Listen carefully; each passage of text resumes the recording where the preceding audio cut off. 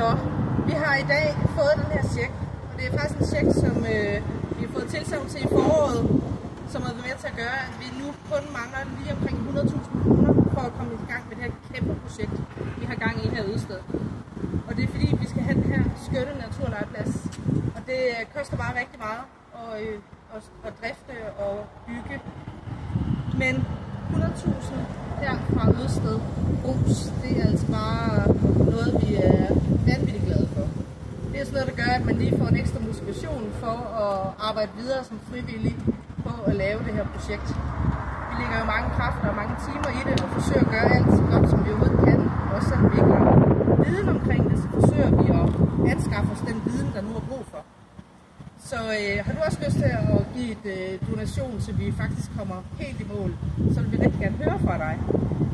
Nu kan I hvert fald se, at Brugsen her i Ødsted, de er bare altid gode til at støtte, især når det er også noget, der rammer børn og unge. Fordi vi er nødt til at gøre noget for børn og unge. De skal have et alternativ, når de kommer hjem fra skole af. Lige nu er der nærmest ingenting. Og desværre kan man sige, at skolens grund er heller ikke den største grund.